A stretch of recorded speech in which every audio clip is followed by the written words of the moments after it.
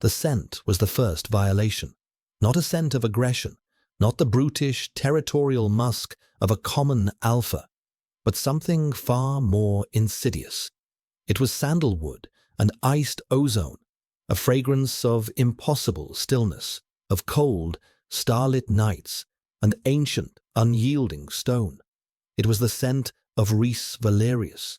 Elian felt it before he saw him, a phantom limb aching where a bond was meant to be. The delicate glass beakers on his workbench trembled, or perhaps it was his own hands. For 5 years, 3 months, and 11 days, Elian had cultivated a world devoid of that specific aromatic signature.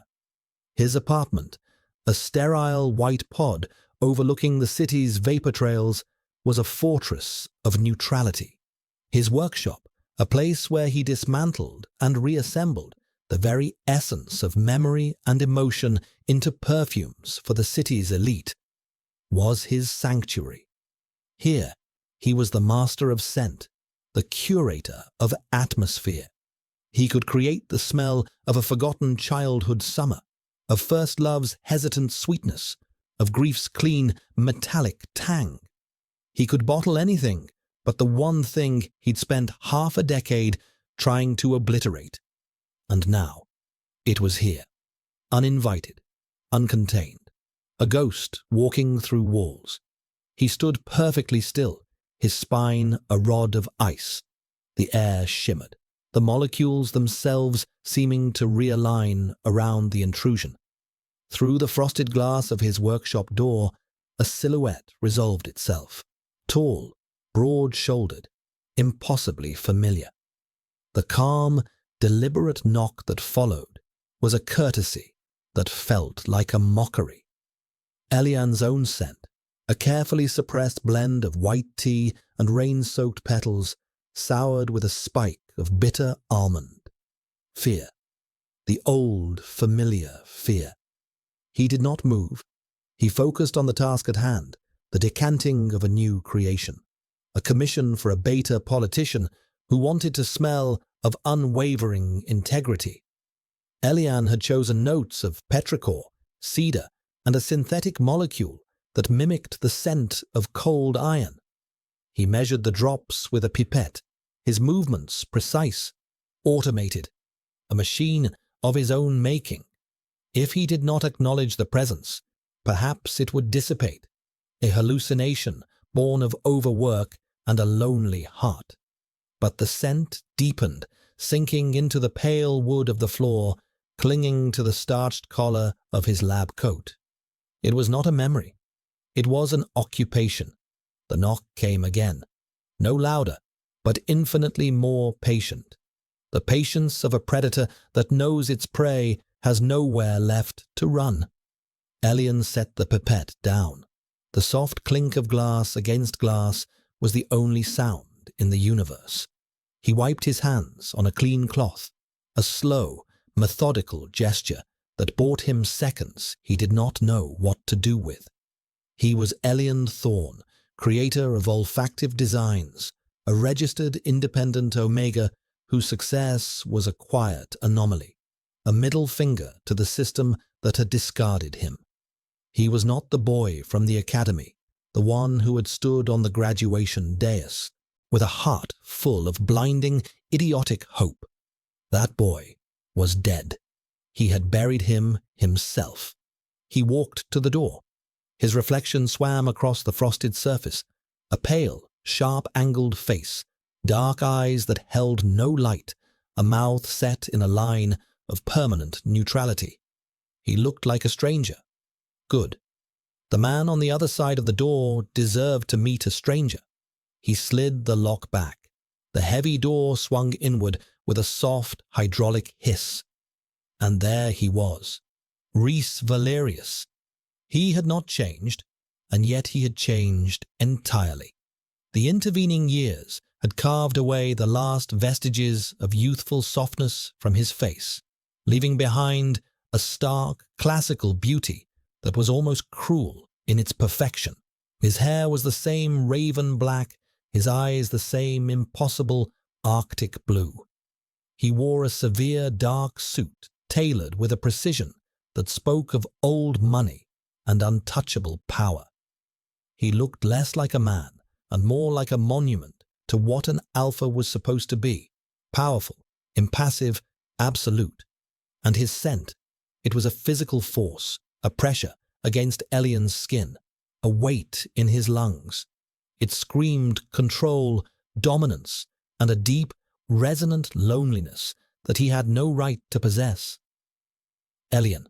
His voice was just as Elian remembered, a low, quiet baritone that carried no hint of emotion, yet commanded utter attention.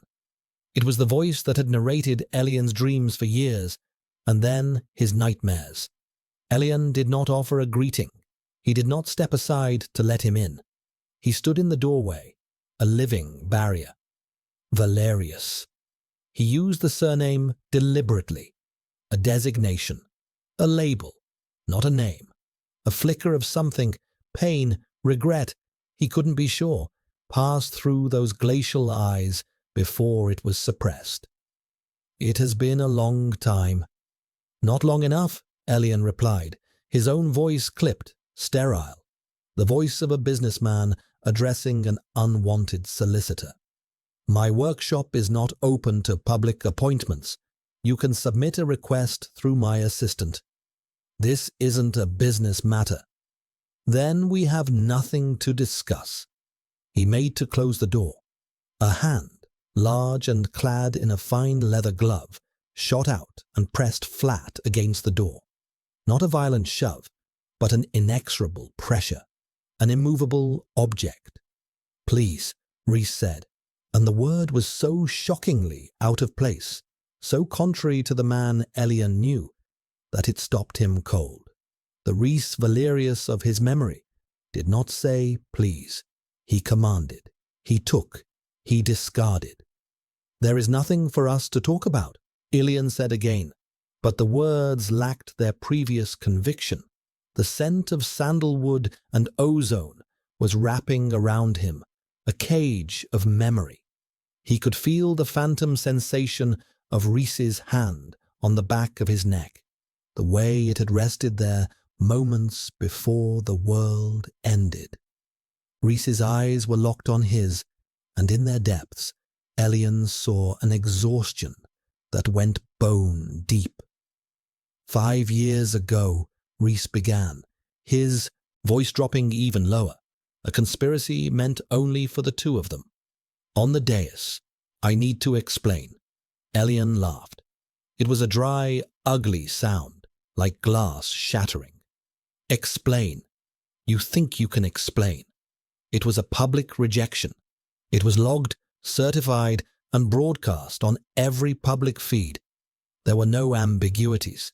He could still feel it, the collective gasp of the crowd, the hot shame that had felt like acid under his skin. The way his own Omega biology had recoiled, a silent internal scream of abandonment. The Institute's officials had been so practiced, so efficient. They had handed him the sterile grey certificate of rejection before he had even fully processed the words Rhys had spoken into the microphone. I, Rhys Cassian Valerius, do hereby formally reject the presented Omega, Elian Thorn. The potential for a bond is nullified. Nullified. Like an incorrect calculation. An error to be deleted. What was said is not the same as what was true, Rhys insisted, his gaze unwavering. He was too close. Elian could feel the heat radiating from his body, the sheer physical presence of him, a violation of the sterile peace he had fought so hard to build. Truth? Elian's voice was venomously soft. The truth is, you destroyed me in front of the entire world and then walked away without a backward glance. The truth is, I had to rebuild myself from the ashes you left behind. Your presence here is an insult to that survival.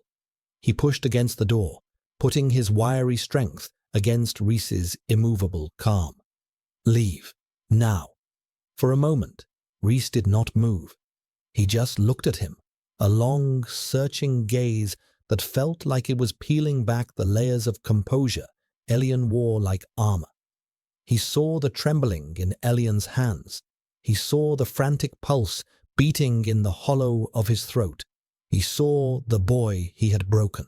Then, with a slow, deliberate motion, he withdrew his hand. The pressure vanished. Cold air rushed into the space where his warmth had been. "I will not force you to listen," Reese said, his voice once again a flat, formal mask. "But I will not stop trying." He took a half-step back, creating a distance that felt both like a reprieve and a new kind of torture. "I need you to understand, Elian. I need to make it right." "There is no making it right," Elian whispered, the words tasting like ash. "Some things, once broken, stay broken." Reese's jaw tightened. He gave a single, formal nod. "I see." He turned and walked away, his footsteps echoing down the empty white corridor. He did not look back. Elian slammed the door shut, the sound booming in the sudden silence. He engaged the lock with a vicious, definitive click.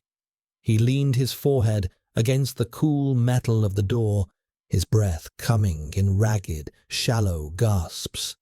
The room was saturated with him. Sandalwood, ozone, loneliness.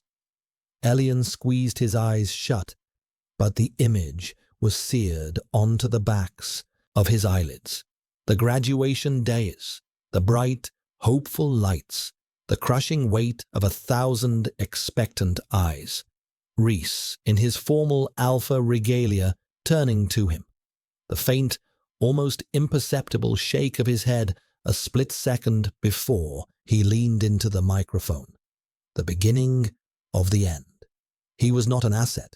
He was not a partner. He was an error to be nullified. Elian slid down the door until he was huddled on the floor, wrapping his arms around himself. His fortress had been breached. The ghost was real, and it wanted something from him. The night offered no solace. Elian lay awake in his sterile bed, the crisp, scentless sheets feeling like a shroud. Reese's lingering scent was a poltergeist in his apartment, a faint trace in the air that his highly attuned senses could not ignore. It was a contaminant. He had showered twice, scrubbing his skin raw, and had run the apartment's air filtration system on its highest setting, a frantic, futile purge. But the scent was not just in the air. It was in his memory, a neural pathway seared and reactivated, sandalwood and the electric crackle of ozone before a storm, the scent of inevitability. He finally drifted into a restless sleep, only to be thrown back into the past. The flashback came not as a fuzzy dream, but as a high-definition replay, vivid and cruel. The great hall of the Northern Sector Academy. Light poured through the high-arched windows, catching dust motes dancing in the air like tiny, indifferent stars. The air was thick with the combined sense of 1,000 anxious graduates and their proud families. A heady, cloying mix of alpha musk, beta neutrality, and the sweet floral notes of hopeful omegas. Elian's own scent was a bright, clear chord of white tea and rain-dampened freesia, a scent full of nervous excitement. He stood on the raised dais, one of the top 10 pairings of the year, selected for presentation. He wore the traditional white Omega robes, the fabric light as a whisper against his skin. Beside him, Reese was a pillar of calm.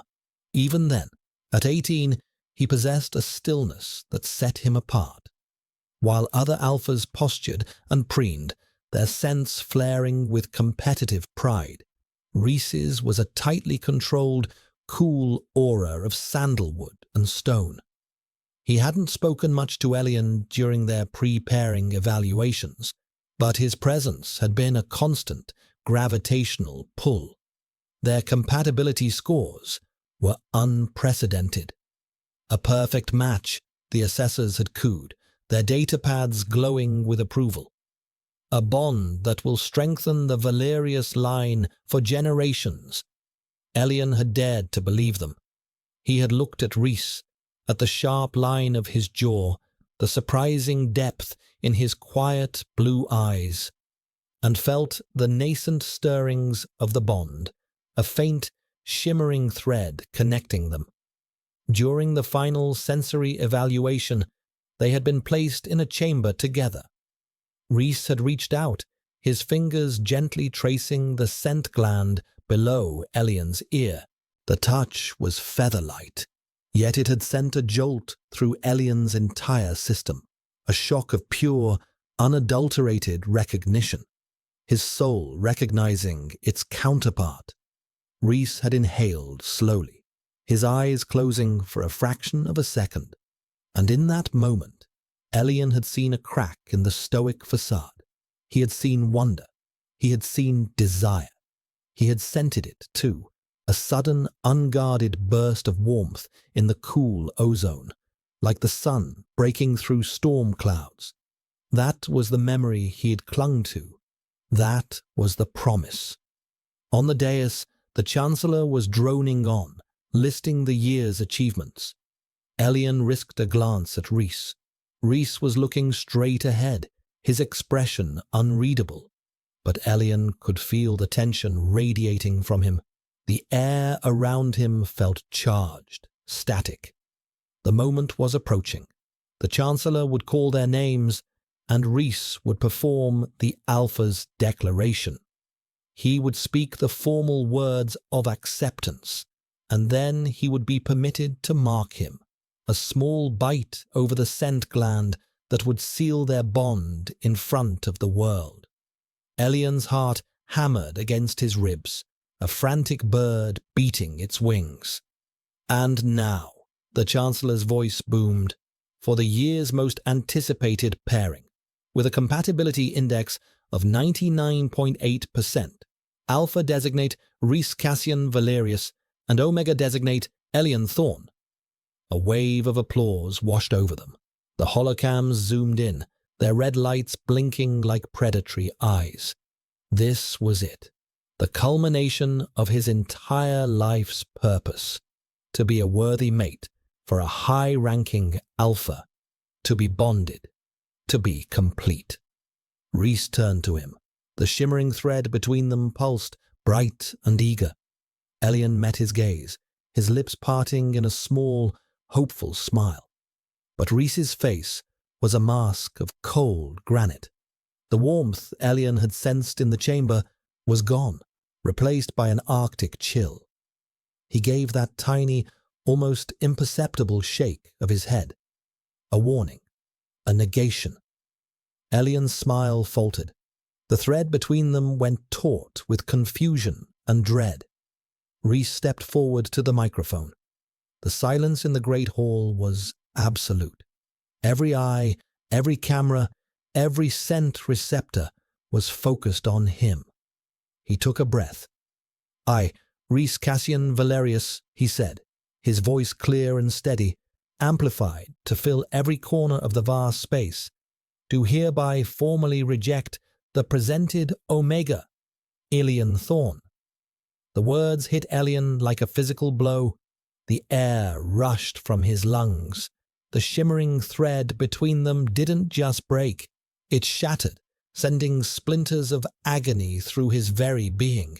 A collective, horrified gasp rippled through the audience. Whispers erupted like wildfire. "The potential for a bond is nullified." Rhys finished the statement, turned, and looked directly at Elian.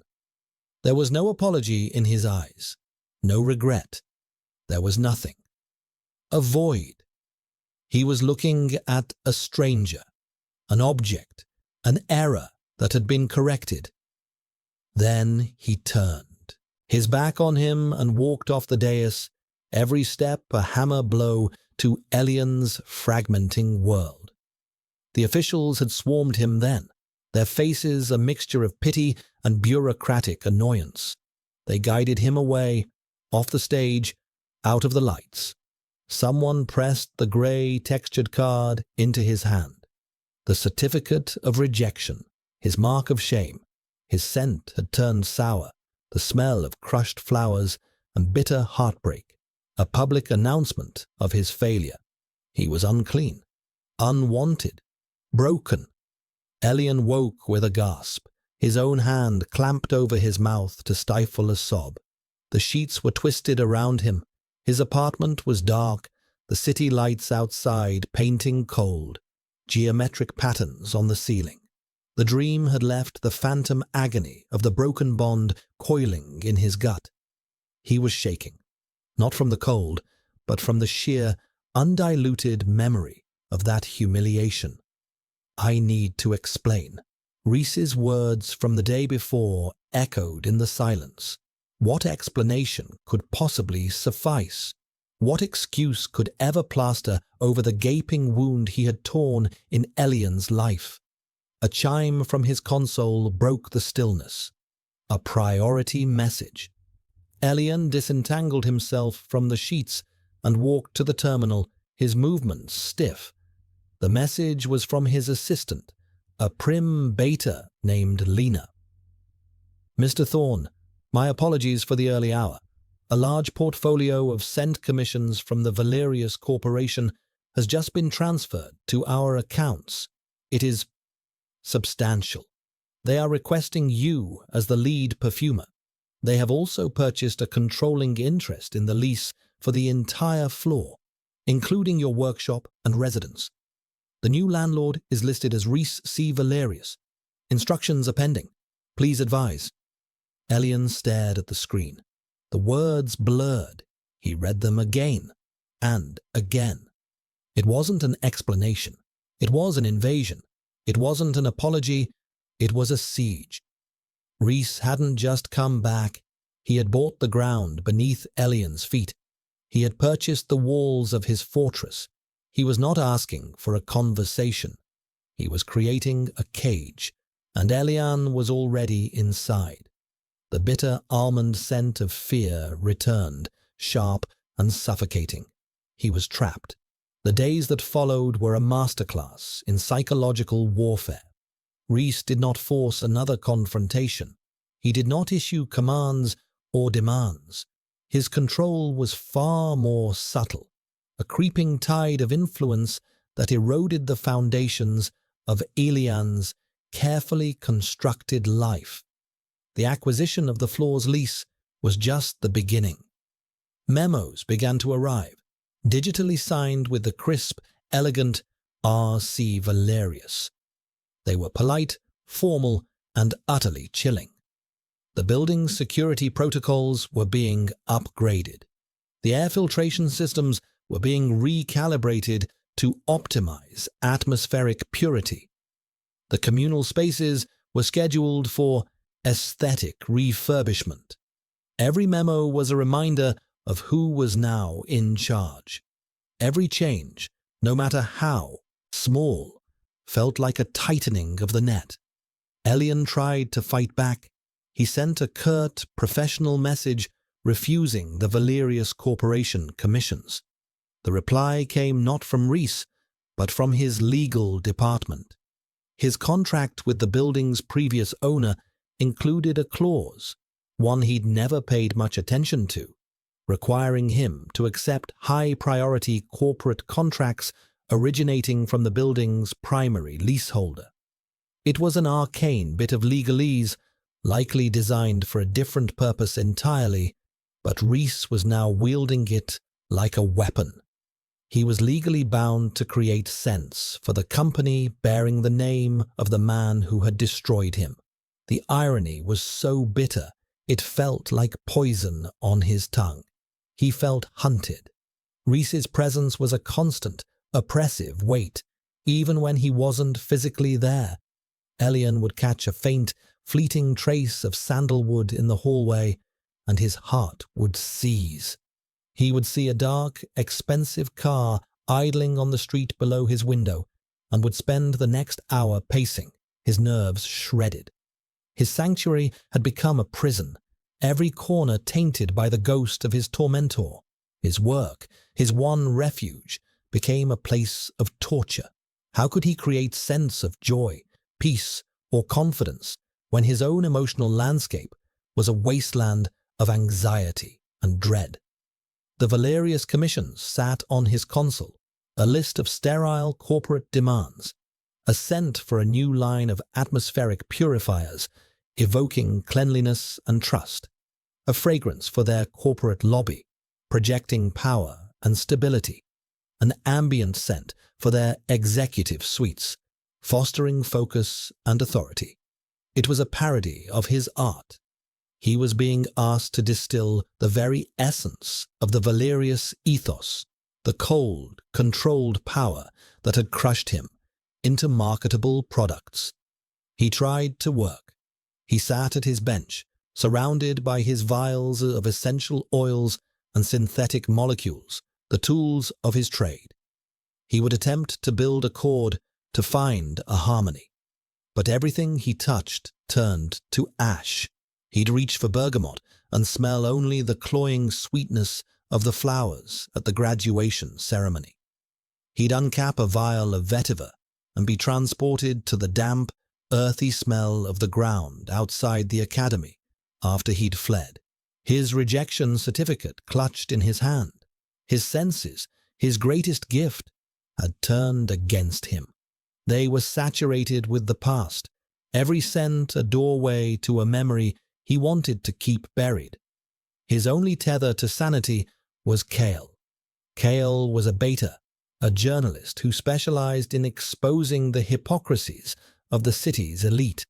They had been friends for years, having met in a support group for those marginalized by the rigid pairing system. Kale was sharp, cynical, and fiercely loyal. They met in a small, out-of-the-way cafe in the lower districts, a place of real coffee and peeling paint, far from the sterile perfection of the upper sectors. The air smelled of roasted beans and damp concrete, a welcome antidote to the oppressive purity of Elian's new reality. "He bought your building?" Kyle asked, his eyebrows raised so high they disappeared into his hairline. He took a long sip of his bitter coffee. "That's not a romantic gesture, Eli. That's a hostile takeover." "He says he wants to explain," Elian said, his voice barely a whisper. He stared into his cup, watching the steam curl and dissipate. "Explain what? That he's a sociopath with a flair for the dramatic?" Kyle leaned forward, his expression serious. "Listen to me. Rhys Valerius is the heir to one of the founding families. Those people don't operate on emotions like regret or love. They operate on assets, mergers, and power. You, my friend, have just been reclassified from discarded liability to potential acquisition. There's a reason for it. You need to find out what it is." "What reason could there be?" Elian asked, the old pain making his voice roar. "He rejected me, publicly. In our world, that's a permanent stain. I'm damaged goods. Why would he want me now?" "Exactly," Kyle said, tapping a finger on the table for emphasis. "It doesn't make sense. Which means we're missing a piece of the puzzle. The official story is that he rejected you for incompatibility of temperament, which is bullshit legalese for "I just don't want you." But the Valerius family is all about genetics, legacy, perfect pairings. Your scores were off the charts. Rejecting you went against everything his family stands for. It created a scandal, even for them. It was an illogical move. Elian flinched. He had spent years telling himself that Rhys's rejection was personal, a simple, cruel act of dislike. It was more painful, but it was also simpler. The idea that it was part of some larger, colder calculation was even more terrifying. It meant he had never been a person to Rhys at all, just a variable in an equation. "He's dangerous, Elian," Kale continued, his voice low and urgent. People like him, families like his, they don't just want things, they consume them. He's not here to apologize, he's here to take something. You need to be careful. Don't let him get in your head. But it was too late for that. He was already there. The ghost had taken up residence, and Elian was living in a haunted house of his own design. That night, another memo arrived. It was different from the others. It wasn't about maintenance or corporate contracts. It was an invitation. The Valerius Corporation requests your presence at the annual Solstice Gala. As the primary artisan for our new olfactive branding initiative, your attendance is considered essential. Formal attire. A car will be waiting for you at 20 Zaz hours. It was not a request. It was a summons. He was being paraded, put on display. The rejected Omega, now a prized artisan for the very family that had cast him out. It was a power play of breathtaking arrogance, a demonstration to the world that what the Valerius family discarded, it could reclaim at will. Elian's first instinct was to refuse, to burn the invitation, to barricade himself in his apartment. But Kale's words echoed in his mind. We're missing a piece of the puzzle. Hiding would do nothing. Running was no longer an option.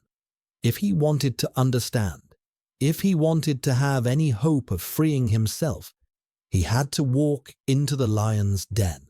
He had to face the man who was systematically dismantling his life and find out why. He looked at his reflection in the dark screen of the console. The pale, haunted face of a stranger stared back. Fine, he whispered to the empty room. You want a confrontation, Valerius? You'll get one.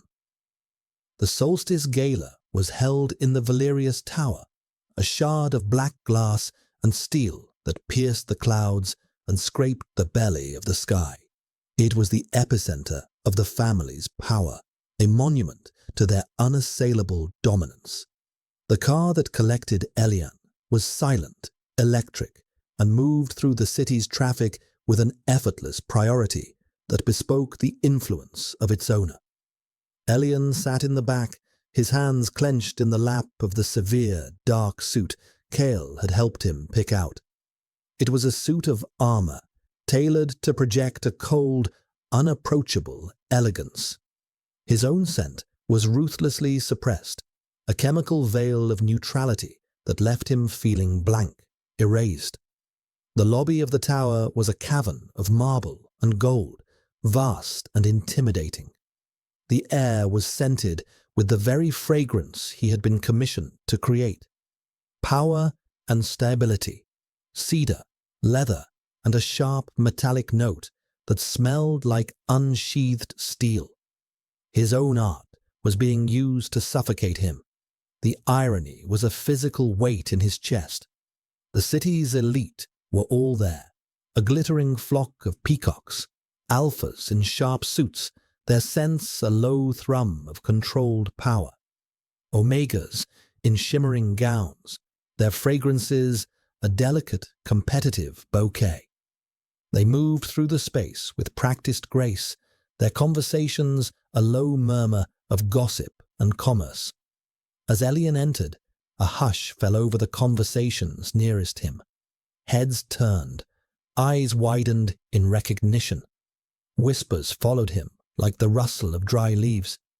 Is that Thorn? The one Valerius rejected? What is he doing here? I heard the corporation hired him. How strange. He felt the familiar heat of shame, the phantom sting of public humiliation. But this time, it was different. He straightened his spine, lifted his chin, and met their curious, judgmental gazes with a cool indifference he did not feel. He was not the broken boy from the academy. He would not let them see him bleed. He spotted Reese across the room. He was standing near a floor-to-ceiling window that overlooked the sprawling, glittering city. He was not mingling. he was holding court. A small, deferential circle of powerful alphas and betas surrounded him, but his attention was not on them. His arctic blue eyes were fixed on Elian, tracking him from the moment he had entered the room. There was an unnerving stillness about him, a predatory focus that made the hair on Elian's arms stand on end. He was the sun around which this entire solar system of power revolved, and he had just turned all of his gravitational force onto Elian. Elian's plan had been to find a quiet corner, to observe, to gather information, but Rhys was not going to allow that. With a quiet word to his sycophants, he detached himself from the group and began to move through the crowd, his path aimed directly at Elian. The crowd parted for him as if by magic. No one dared to get in his way. It was a display of effortless dominance. Elian's heart hammered against his ribs. Stay calm. Be cold. Be professional.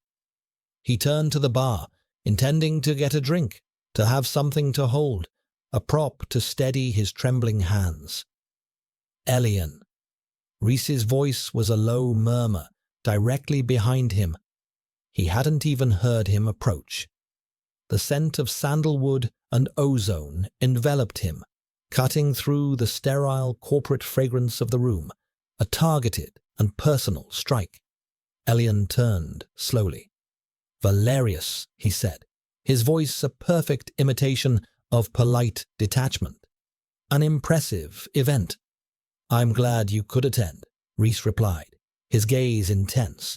He was close enough that Elian could see the flecks of silver in his blue eyes, like ice crystals. "I was hoping we could speak." "We are speaking," Elian pointed out, his tone glacial, somewhere more private. "I can't imagine what we have to discuss that can't be said here, in front of your peers."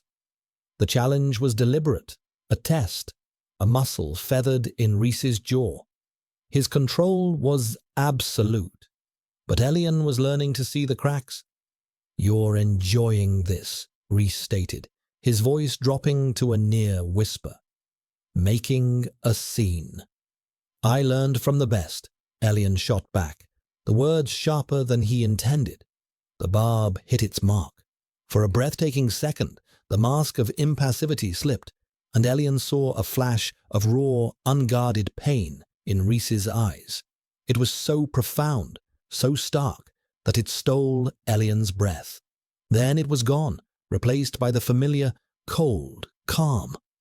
"The circumstances of my actions," Rhys said, his voice tight, "were not what they seemed." "You said that already," Elian countered, emboldened by that flicker of weakness. "It remains a meaningless statement. The rejection was filed. It is a public record, a fact. You can't change a fact by wishing it were different." "Some facts are built on lies," Rhys insisted. He took a step closer, violating the carefully maintained public distance between them. The whispers around them grew louder. People were staring openly now. This was a drama playing out for their amusement.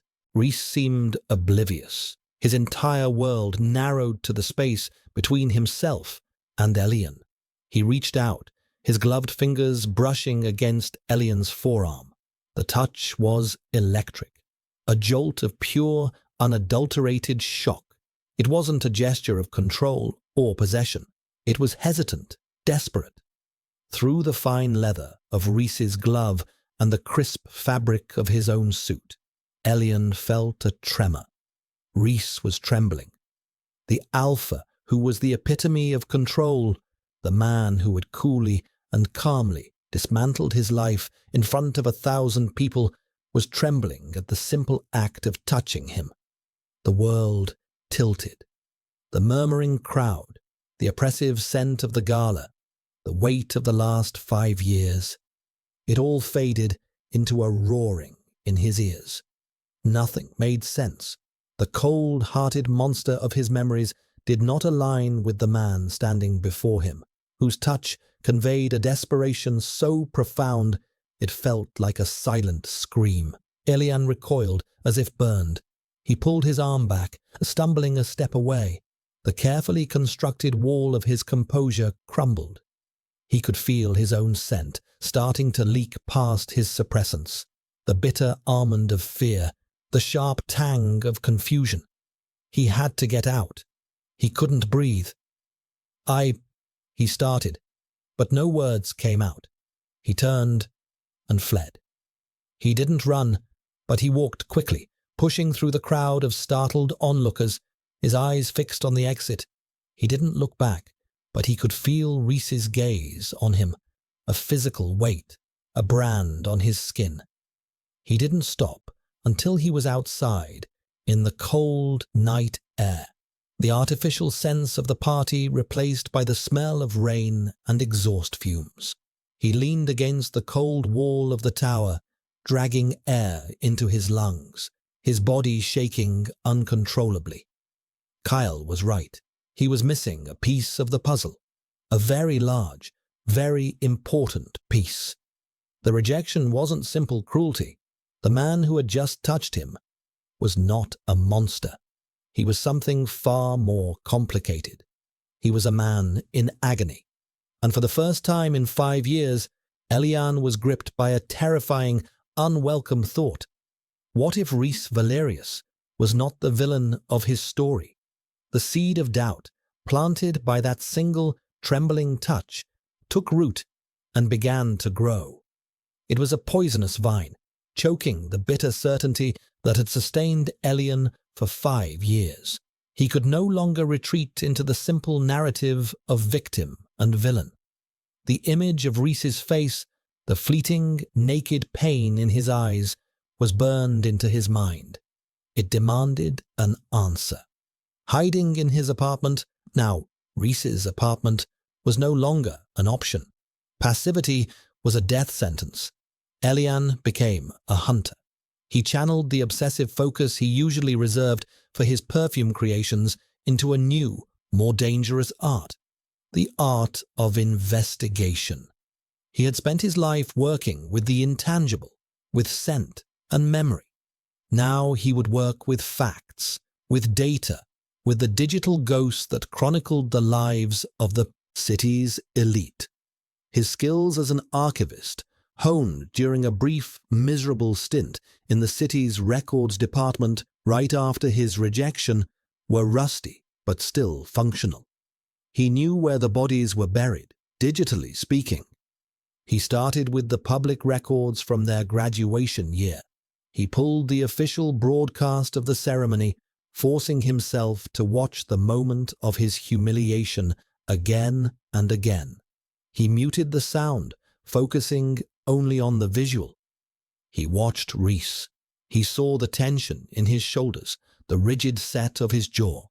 He saw the way his eyes, for a split second, squeezed shut before he spoke the words of rejection. It wasn't the look of a man acting out of dislike. It was the look of a man steeling himself for an execution, his own or someone else's. He cross-referenced the date with the Valerius Corporation's public activities. Nothing seemed out of the ordinary. Stock prices stable, a new subsidiary announced. All business as usual. But Kale had taught him that the real stories were never in the public announcements. They were in the redactions, the sealed files, the quiet disappearances. He focused his search on Rhys's family, specifically on his father, Caius Valerius, the patriarch, the architect of the family's fortunes and its rigid eugenicist ideology. Caius was a legend, a terrifying figure of absolute control who viewed people as assets and bloodlines as corporate strategy. He rarely appeared in public, but his influence was everywhere, a suffocating presence in the city's corridors of power.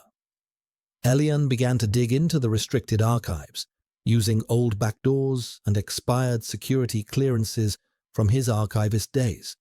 It was risky. If he were caught, The consequences would be severe, but the need to know had become a physical ache, more potent than the phantom pain of the broken bond. He searched for any anomaly connected to Caius Valerius in the weeks surrounding the graduation. He found it late one night, buried deep within the Institute's medical servers, protected by a level of encryption that was almost military grade. A single file, flagged for permanent deletion, but caught in a server migration glitch. It was a ghost in the machine. The file was titled Designate Thorn E Prime Subtype Analysis. Elian's blood ran cold. He had never heard the term prime subtype. At the academy, Omegas were categorized by their scent profiles and compatibility metrics. This was something else, something sort of hidden. He worked for hours, his fingers flying across the holographic interface, running decryption algorithms, peeling back the layers of security one by one. The final wall of code was a masterpiece of obfuscation, but Elian had always been good at puzzles. He found the key, a recursive loop that fed the system its own security checks until it created a momentary feedback failure. A tiny window. He slipped through. The file opened. It was a genetic and biological analysis of himself, conducted without his knowledge during the pre-pairing evaluations. It was dense with medical jargon he didn't understand, but the summary at the end was terrifyingly clear. Subject exhibits markers for Omega Prime subtype.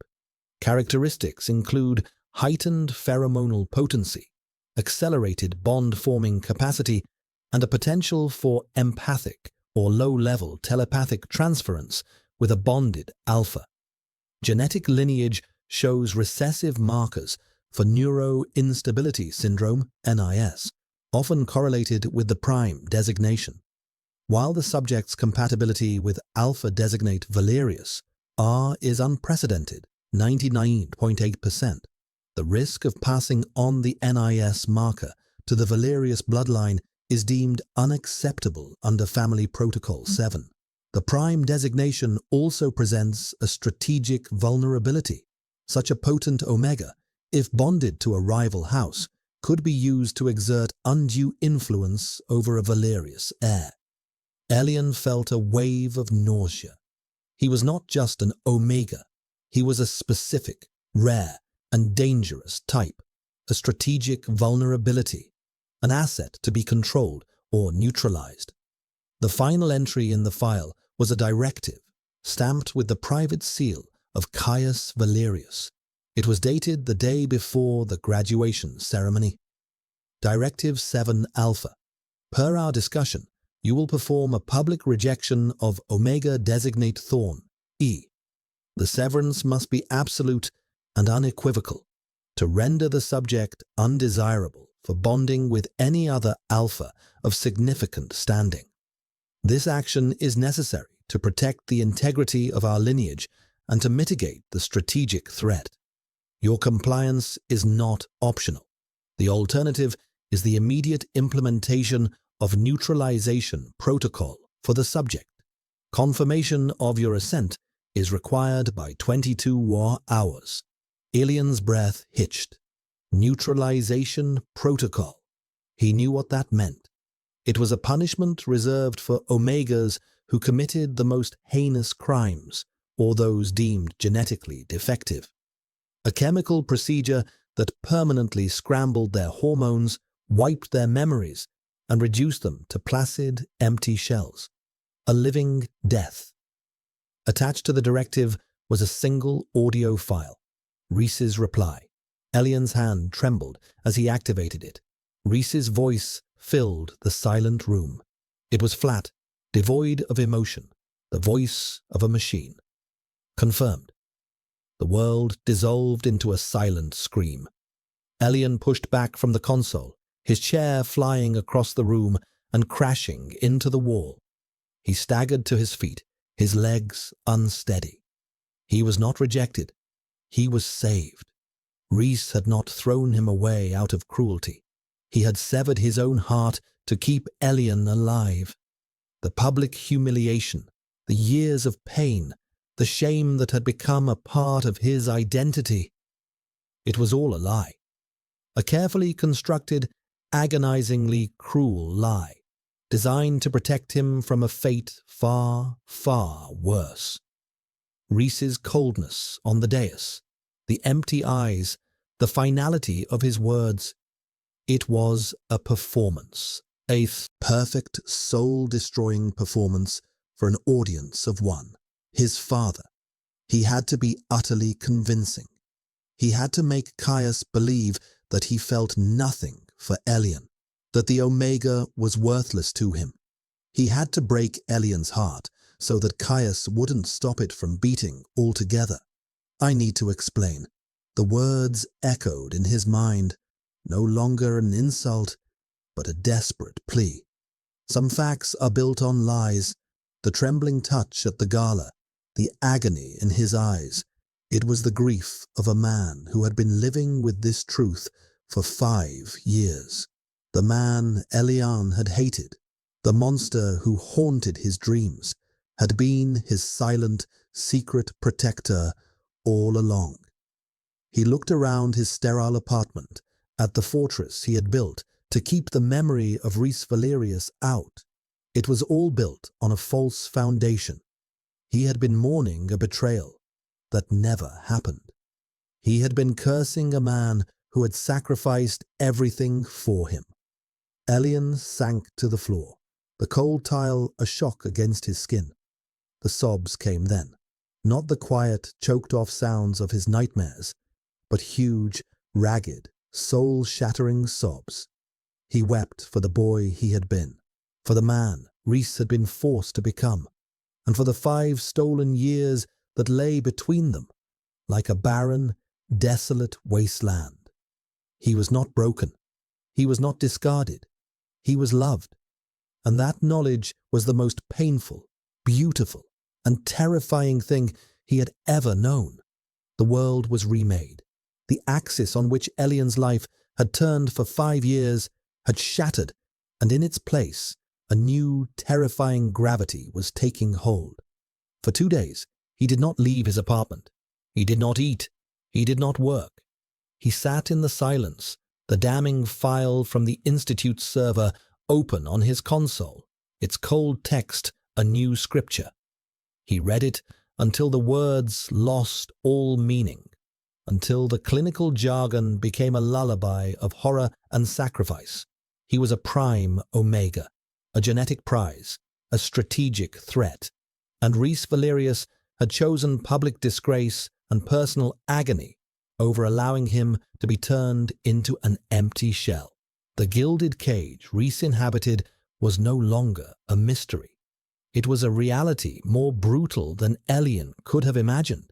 Every polite memo about upgrading the building's systems, every corporate commission, every calculated move to draw him closer. It was not the work of a tormentor. It was the desperate, long-game strategy of a prisoner trying to reach the only other person who knew the shape of his chains. On the 3rd day, the grief receded, leaving behind a cold, clear purpose. He showered, dressed in simple, dark clothes, and for the first time in 5 years, he left his apartment without wearing scent suppressants. His natural fragrance, the white tea and rain-soaked petals, was faint after years of chemical denial. But it was there. It was his. An act of reclamation. He sent a single, encrypted message to Reese's private terminal. It contained no words. Only a set of coordinates, a small, disused arboretum on the city's periphery, and a time. It was a summons of his own. He was no longer the prey. The hunt was over. This would be a meeting of equals. The arboretum was a relic of a bygone era, a glass dome enclosing a pocket of struggling, authentic nature in a city of steel and synthetics. The air inside was humid and smelled of damp earth, decaying leaves, and the faint, sweet perfume of a few resilient blossoms. It was a place of organic chaos, the antithesis of the valerious world. Elian waited on a stone bench near a gnarled, ancient tree, the silence broken only by the drip of condensation from the glass ceiling. Rhys arrived exactly on time. He wore no suit, just dark trousers and a simple grey shirt that did nothing to hide the powerful lines of his body. He looked younger without the armor of his corporate attire, and more tired. The exhaustion Elian had glimpsed at the gala was now etched into his features, a permanent part of his landscape. His scent reached Elian first, the familiar sandalwood and ozone, but it was different now, less controlled. The edges were frayed with anxiety, with a desperate, fragile hope. He stopped a few feet away, his arctic blue eyes searching Elian's face, trying to read the unreadable. He saw the absence of fear, the new, unnerving stillness. Elian did not rise. He simply looked at him, the weight of 5 years of misunderstanding hanging in the humid air between them. Then he spoke the 2 words that would change everything. I know. The impact on Rhys was instantaneous and devastating. The last of his formidable control shattered. His shoulders slumped, a subtle but profound surrender.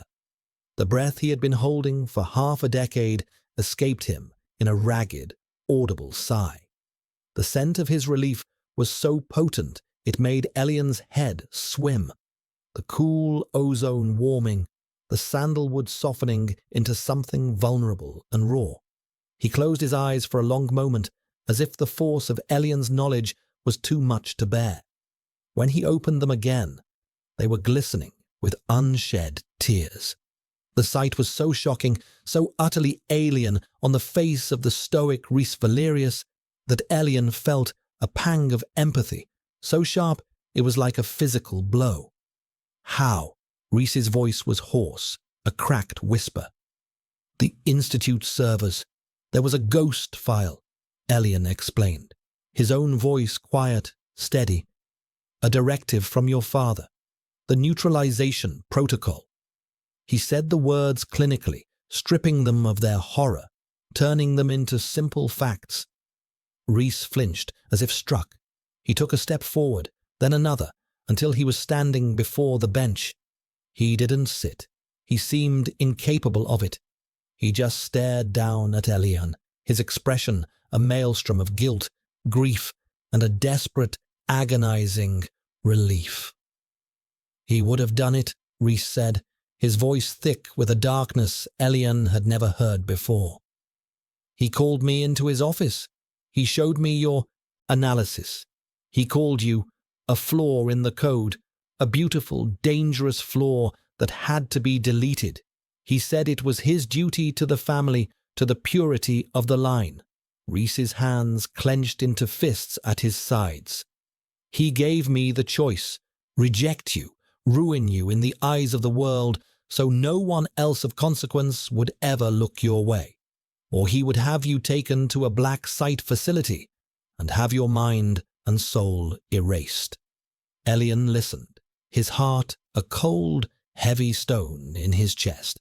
He could picture it, the cold, opulent office, the monstrous calm logic of Caius Valerius, the impossible choice laid before an 18-year-old boy.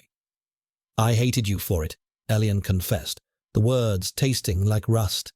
Every day for 5 years, I woke up and I hated you. I built my entire life on the foundation of that hatred. It's what kept me going. I know, Rhys whispered. I counted on it. Your hatred kept you safe. It kept you away from me, away from him. I watched you. From a distance. He finally sank onto the bench, not next to Elian, but at the far end, maintaining a respectful, painful distance. I saw you get the job at the archives. I saw you leave. I saw you start your business. There were obstacles. a loan that was about to be denied, a competitor who tried to steal your formulas. I took care of them, anonymously. It was all I could do, the only way I could be there. The breath caught in Elian's throat. The pieces were clicking into place, forming a picture of such profound, secret devotion that it was almost too much to comprehend. His success wasn't just his own. It had been silently, invisibly guarded. "Why now, Rhys?" Elian asked, the question that had tormented him for weeks. "Why come back now and risk everything?" "He's dying," Rhys said, the words flat and cold. "My father. A degenerative neurological condition. The irony is not lost on me. His own perfect genetics betrayed him. His control is slipping. Over the company. Over me. For the first time I have room to move, to breathe. It's a small window, but it's the only one I'll ever get. I had to try." He finally turned his head and met Elian's gaze, his eyes full of a desperate, pleading vulnerability. "I know I have no right to ask for anything. I know what I did to you, even if you understand the reason. The pain was real. Those years are gone. But living without you, it has been a kind of death, Elian. A long, slow, cold death." The silence that followed was different. It was not the silence of anger or resentment. It was the silence of two shipwreck survivors finding each other on a desolate shore. The air was thick with unspoken things, with the ghosts of what could have been and the terrifying possibility of what might yet be. Elian looked at Rhys's hands, which were resting on his knees. They were large, capable hands, the hands that had once touched his scent gland with such reverence, the hands that had trembled at the gala. Slowly, hesitantly, Elian reached out and laid his own hand over Rhys's. Rhys froze. He looked down at their hands, at Elian's pale, slender fingers resting atop his own. He didn't move, didn't breathe. It was the first time Elian had initiated contact, a gesture of truce, an acknowledgement.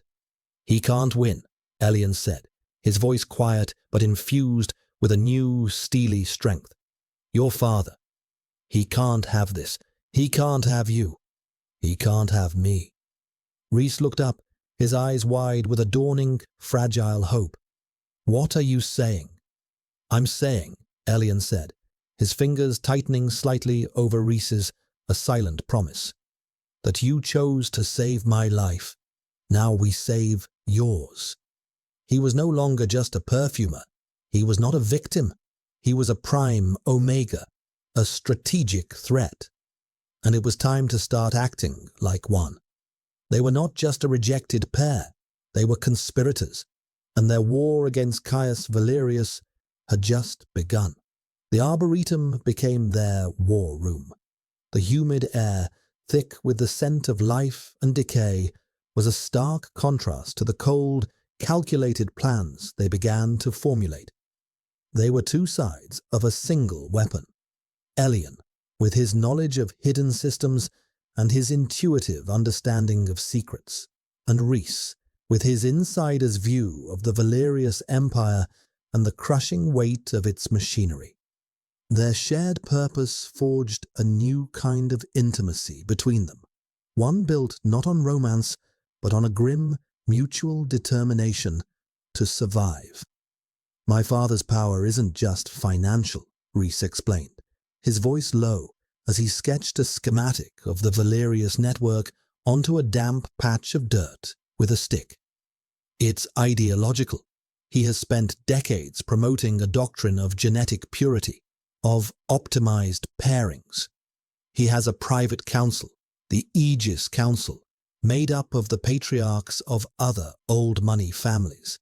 They secretly control the Institute's compatibility algorithms, manipulate bonding assignments, and eliminate undesirable genetic traits from the pool."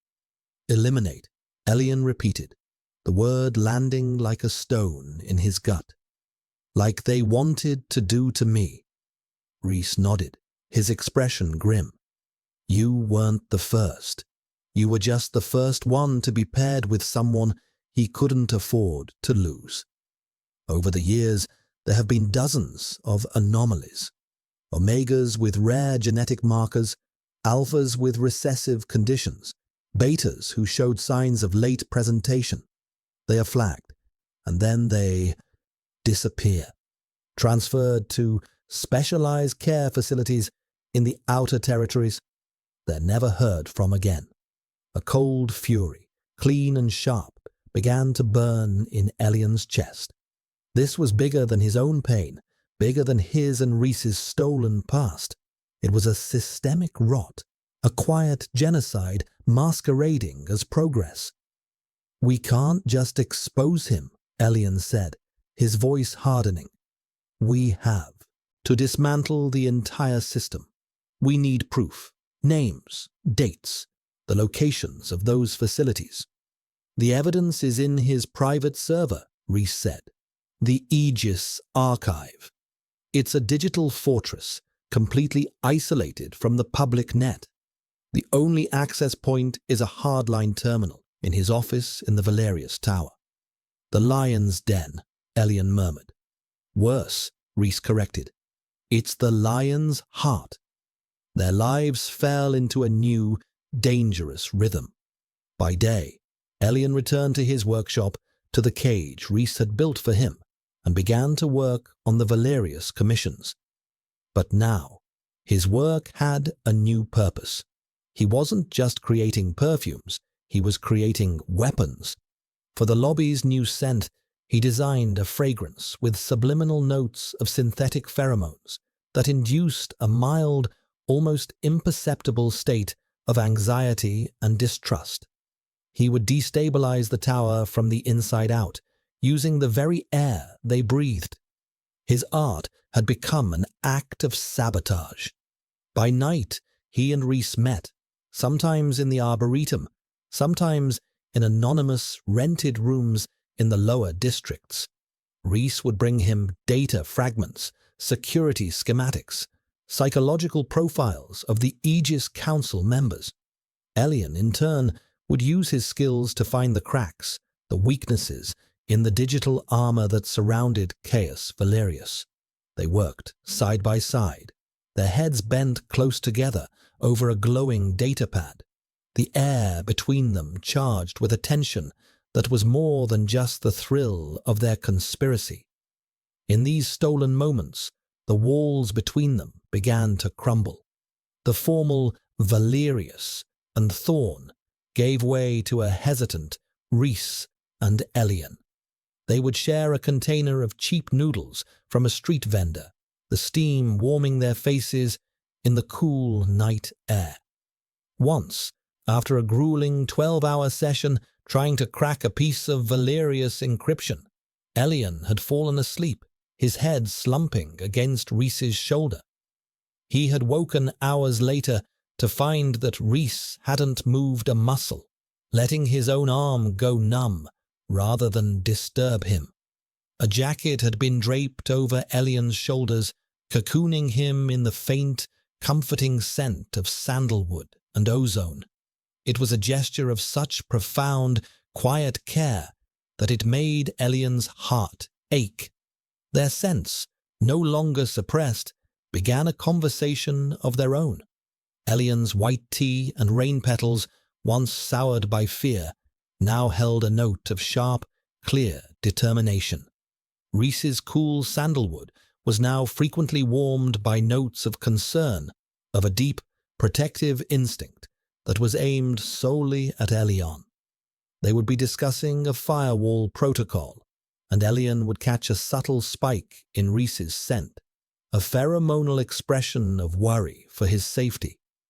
He would find himself responding in kind, his own fragrance softening in a subconscious attempt to soothe. It was the language of a bond, spoken in whispers, across a divide of pain and time. But their growing closeness did not go unnoticed. Caius Valerius, though physically weakening, was still a master of surveillance and control. His paranoia was legendary. He began to sense his son's descent. The first warning shot came in the form of a summons. Not for Rhys, but for Elian. He was called to the penthouse suite of the Valerius Tower to meet the patriarch. Rhys was pale with fury and fear when Elian told him. "You can't go," he said, his voice ragged. "It's a trap. He knows. He must know something." "If I refuse, he'll know for sure," Elian countered, his own heart pounding, but his voice steady. He placed a hand on Rhys's arm. "He thinks I'm a broken, discarded thing he can intimidate. He thinks I'm still the boy from the graduation. Let him think that. It's an advantage. I'm coming with you." "No." Elian's tone was firm. "He wants to separate us, to test our loyalties. We can't let him. You need to proceed with the plan. Get to the terminal. Tonight is our only chance. While I have his attention, the security around his office will be at its lowest." Rhys looked at him, his face a mask of torment. The idea of letting Elian walk into that room alone was clearly shredding him. "Elian, you don't know what he's like." "I know he's a man who is afraid of a genetic marker," Elian said softly. "He's afraid of what he can't control. And right now, he can't control me." He squeezed Rhys's arm. "Get the data, Rhys. End this. For all of them. For us." The desperation in Rhys's eyes was a physical thing. He reached out, his hand cupping Elian's jaw, his thumb stroking the sensitive skin just below his ear. The touch was electric, a jolt of pure connection that made Elian's breath catch. It was a promise, a prayer, a farewell. "Be careful," Rhys whispered, his voice thick with emotion. "Always," Elian replied. He pulled away and walked out of the room, his back straight, his steps sure. He was walking back into the heart of the machine that had tried to erase him. But this time, he was not a victim. He was a saboteur, and the bomb was about to go off. The penthouse was a temple of cold, minimalist luxury. White marble floors, black leather furniture, and vast windows that displayed the city below like a conquered territory. The air was chilled and filtered to an inhuman purity, scrubbed of all scent. It was the smell of a vacuum, the smell of absolute control. Caius Valerius was seated in a high-backed chair, a blanket across his lap. The degenerative disease had wasted his body, leaving him frail and skeletal, but his eyes were as sharp and intelligent as ever. They were a paler, colder version of Rhys's blue, like chips of ancient ice. He was a dying king on a sterile throne. "Mr. Thorne," Caius said, his voice a dry rustle. He gestured to a chair opposite him. "Thank you for coming." Elian inclined his head and sat. He kept his posture straight, his hands folded calmly in his lap. He met the old man's gaze without flinching. He let his own scent, the white tea and rain, fill the sterile air between them. A quiet act of defiance. Caius's nostrils flared almost imperceptibly.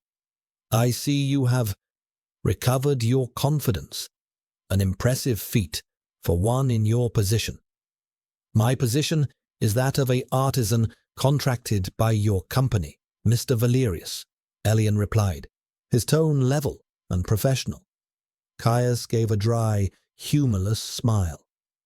"Let us dispense with the formalities. I know my son has been in contact with you. I know he has purchased your building, your business. A sentimental and foolish gesture." He leaned forward slightly, his eyes narrowing. "He is a disappointment. For all his genetic potential, he is plagued by a weak, romantic heart. A flaw I thought I had cauterized 5 years ago." "You mean when you threatened to have me lobotomized?" Elian asked, the words dropping into the silent room like stones. Caius did not even blink. A necessary contingency. The Valerius line is not a playground for emotional whims. It is a legacy, an empire. It required a strong, pure foundation. You, with your unique biological signature, were a threat to that foundation, a variable that could not be accounted for. A human being, Elian corrected softly. A collection of genetic markers, Caius retorted, his voice like ice. Some more valuable than others, some more dangerous. My son made the correct, logical choice 5 years ago. He chose legacy over sentiment. I am here to ensure he does not make the wrong choice now. He picked up a small, sleek datapad from the table beside him.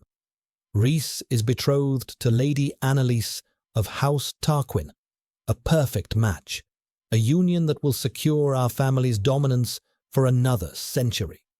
He has been delaying the bonding ceremony. I will not allow him to delay any longer. He slid the datapad across the table. It displayed a legal document, a contract. This is a relocation, a non-disclosure agreement, Caius explained. You will be given a generous settlement, a new identity, a comfortable life in the outer territories. In return, you will disappear. You will cease all contact with my son. You will never return to this city. He paused, his icy gaze pinning Elian to his chair. If you refuse, the neutralization protocol is still an option. My influence is not so diminished that I cannot sign such an order. It would be tidier. The threat hung in the air, cold and absolute. This was the true face of power, not shouting or violence, but the calm, quiet certainty of one who could erase a life with the stroke of a pen. Elian looked at the contract. He looked at the dying monster in the chair, and he felt not fear, but a vast, pitying contempt. Caius was already a ghost, a slave to a legacy that had consumed him. No, Elian said. Caius's eyebrows rose. No, I will not sign it, Elian stated, his voice ringing with a clarity that surprised even himself. I will not disappear, and you will not touch me. He stood up, a single, fluid motion. Your legacy is an illusion, Caius. It's a prison you built for your son, and now you're dying in it alone. For the first time, a flicker of emotion crossed Caius's face, a flash of pure, venomous rage. You insolent little... You think you have a choice. You are nothing. A genetic anomaly. I can have you destroyed with a single word. Go ahead and try, Elian challenged, his voice dropping to a low, dangerous pitch. His own scent flared, the white tea and rain sharpening, infused with the ozone tang of defiance, a scent he had unknowingly borrowed from Rhys. But my disappearance will not be quiet this time. My friend Cale is a journalist with a very wide reach. He has a package of information from me set to release if I do not check in with him in precisely 1 hour. It contains some very interesting theories about your Aegis Council and certain population management strategies. It was a bluff, but a good one. Caius's face went rigid. He was caught. At that exact moment, a soft alarm began to chime throughout the penthouse, a discreet but insistent sound. A red light flashed on Caius's console. Security breach, sub-level 4, executive archives. Caius's head snapped toward the console. His eyes widened, first in disbelief, then in a dawning, horrified understanding. He looked from the screen back to Elian. He finally understood. This was not an intimidation. It was a coup. Rhys, he whispered, the name a curse on his lips. Your reign is over, Elian said softly. The doors to the penthouse slid open, but it wasn't security that entered. It was Rhys. He stood in the doorway, his face pale but resolute. In his hand, He held a small silver data chip, the Aegis archive. He had done it. He looked at Elian, a quick, desperate glance to ensure he was unharmed. Elian gave a subtle, almost imperceptible nod. Relief washed over Rhys's face, so profound it was like watching a statue come to life. "Father," Rhys said, his voice cold and steady. He walked into the room, a new authority in his every step. He was no longer the son.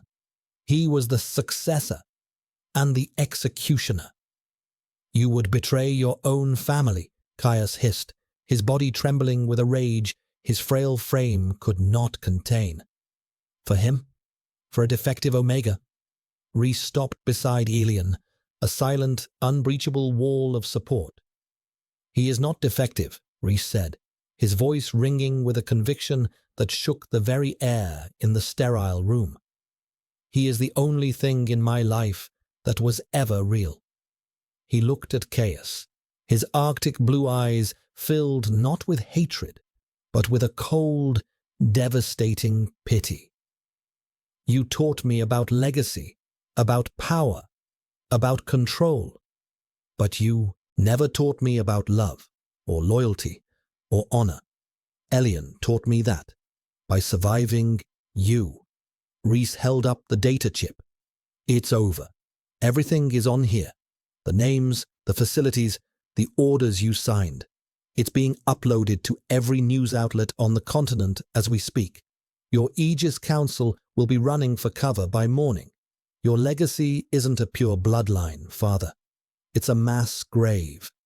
Caius Valerius stared at his son, at the man he had tried to mold into his own image, now standing as his destroyer. He opened his mouth to speak, to curse, to threaten, but only a choked, gurgling sound emerged. His face contorted, his eyes wide with a final silent scream of impotent fury. He slumped back in his chair, his head falling to one side. The datapad clattered to the marble floor. The dying king was dead. Silence descended upon the room. The only sound was the soft, insistent chime of the security alarm, a requiem for a fallen empire. Rhys stood frozen, looking at the body of his father, his expression unreadable. Elian reached out and took his hand. His fingers were ice cold. Elian's grip was firm, an anchor in the sudden, terrifying calm. Rhys turned his head and looked at Elian. The weight of his entire life, of his father's tyranny, seemed to fall away from him in that moment. His eyes, clear and brilliant, were focused solely on Elian. He brought Elian's hand to his lips and pressed a kiss to his knuckles, a gesture of reverence, of gratitude, of a love that had survived fire and ice. Outside the vast windows, the city lights glittered, oblivious. But in the penthouse of the Valerius Tower, the world had been irrevocably, terrifyingly, and wonderfully remade. The cage was broken. They were free. The fallout was a quiet cataclysm. The release of the Aegis archive sent shockwaves through the foundations of their society. The names on that list were not just obscure figures, they were the pillars of the establishment. The ensuing scandal was not loud and explosive, but a creeping, systemic rot that was exposed to the light. Investigations were launched, councils were dissolved, and the monolithic power of the old families began to crack. The Valerius Corporation, now under Rhys's control, issued a public statement acknowledging the unethical practices of the previous administration and establishing a massive reparations fund for the victims and their families. The search for the black site facilities began. It was not a revolution in the streets, it was a coup in the boardrooms, a quiet, brutal cleansing. Rhys and Elian retreated from the heart of it. They left the city, leaving the cleanup to Cale, who was having the journalistic field day of his life, and the new board Rhys had appointed. They took a maglev train to the coast, to a small, isolated house Reese's mother had owned, a place he hadn't visited since he was a child. It was a world away from the steel and glass of the capital. Here, the sky was vast and unfiltered. The air was heavy with the scent of salt and wild grasses, and the only sound was the rhythmic crash of waves against a rocky shore. The house was simple, made of weathered wood and stone. It was filled with books and faded photographs and the ghost of a gentler time. For the first week, they barely spoke. They walked for hours along the beach, the wind whipping at their clothes, the cold spray of the ocean on their faces. They were two strangers, learning to occupy the same space without the constant threat of a hidden war. The silence between them was not empty. It was a space for healing, a quiet ground where the traumas of the past could finally begin to settle. The phantom ache of the broken bond was still there for Ilian, a dull throb in the background of his senses. And for Reese, the weight of his father's sins and his own complicity was a heavy cloak. The years of pain could not be erased by a single act of rebellion. The scars remained. One evening, they were sitting on the porch, watching the sun bleed into the horizon, painting the sky in hues of orange and violet. Reese had been quiet for a long time, his gaze fixed on the endless expanse of the ocean. "I used to dream about this," he said, his voice soft, almost carried away by the wind. "When I was at the academy, after the evaluation, I would dream that we ran away, that we came here, that none of it, my father, my name, the expectations, mattered." He turned to look at Elian, his expression raw with a vulnerability that still had the power to take Elian's breath away. "In my dreams, you were happy." "I was happy," Elian admitted, his own voice a whisper. "Before the ceremony, I was terrified, but I was happy. I thought my life was about to begin." "I ended it before it could," Reese said, the guilt a palpable thing. "I know why I did it, and I know it was the only way to save you. But it doesn't change the fact that I was the one who held the knife. I broke you, Elian." Elian looked at him, at this powerful alpha who was laying his soul bare. He saw not a monster or a savior, but a man who had been just as trapped as he was. "You didn't break me," Elian said, the truth of the words settling deep in his bones. "You wounded me. There's a difference. A wound can heal." He reached out, his fingers tracing the sharp line of Reese's jaw. Reese leaned into the touch, his eyes closing, his scent a soft cloud of sandalwood and relief. It was a mirror of the gesture he had made in the evaluation chamber all those years ago, a lifetime ago. But this time, it was Elian who initiated it, Elian who offered the comfort. "I don't know how to do this," Reese confessed, his voice thick. "How to be with you, without the lies, without the danger. I only know how to want you from a distance, how to protect you in secret." "Then we learn," Elian said, simply. "Together." The days turned into weeks. The quiet rhythm of the coast began to seep into them. Elian started to create again. He didn't use a lab or beakers. He would walk the coastline and gather things: a piece of driftwood, a crushed seashell, the petals of a hardy wildflower, and he would sit for hours, simply inhaling their scents, reacquainting himself with the language of the natural world.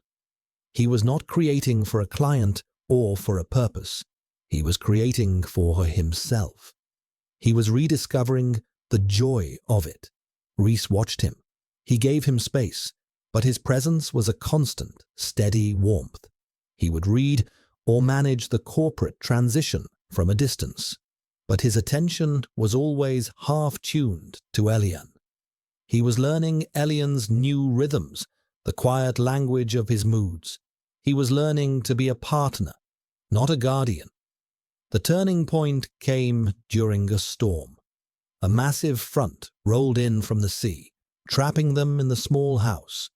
The wind howled, rattling the windows in their frames, and the rain came down in blinding sheets. The power went out, plunging them into a darkness lit only by a few candles and the occasional brilliant flash of lightning. They sat before the fireplace, the crackling flames casting dancing shadows on the walls. The storm outside was a physical manifestation of the chaos they had weathered. But inside, there was a profound sense of peace, of safety. Elian felt a sudden, sharp spike of anxiety, a phantom echo of his fear from the gala, from the confrontation with chaos. His scent soured without his permission, the bitter almond of old trauma resurfacing.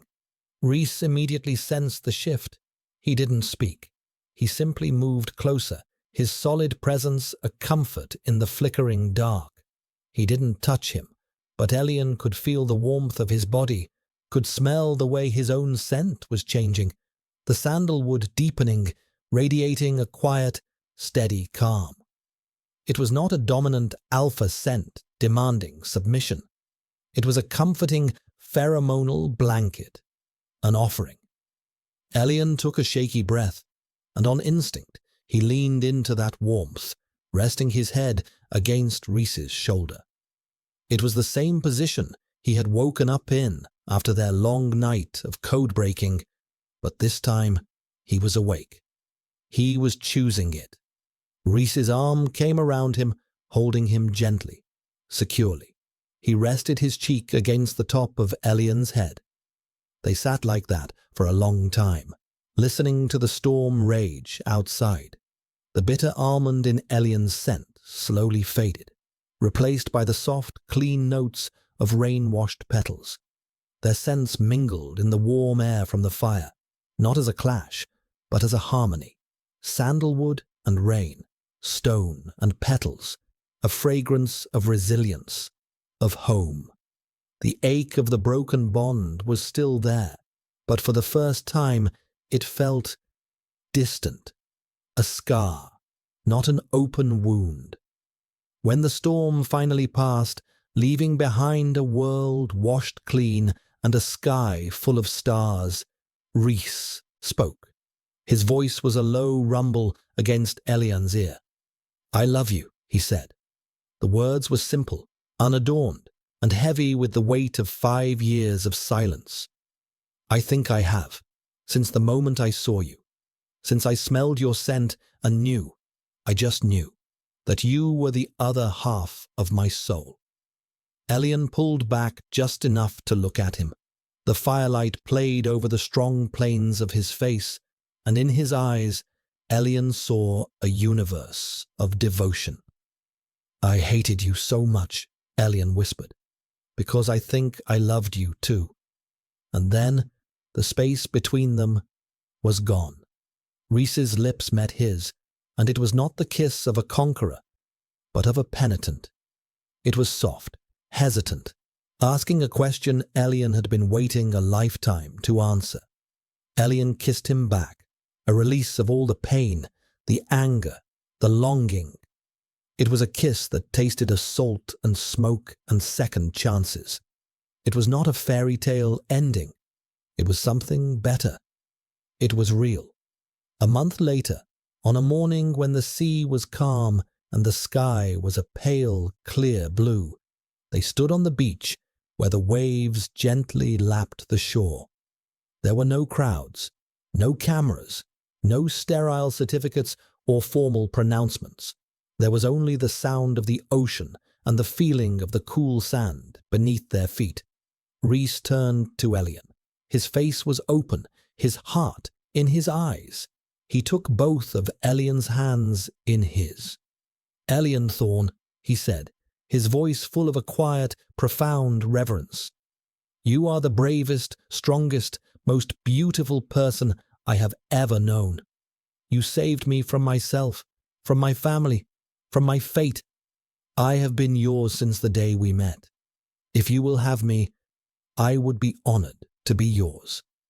He did not speak the formal words of the Alpha's declaration. He spoke from the heart. Elian looked at this man, who had walked through hell for him, and felt the last of the old walls crumble. The phantom ache in his soul was gone, replaced by a bright, warm, and growing light. He saw not the Alpha designate, not the CEO of the Valerius Corporation, but just Reese, his Reese. "Yes," Elian said, his voice clear and strong. "Yes." Reese's smile was like the dawn. He leaned in, his lips brushing the sensitive skin of Elian's neck, just over the scent gland. There was a moment of perfect stillness, a shared breath. Then the soft pressure of his teeth, a gentle bite that was not an act of possession, but of union.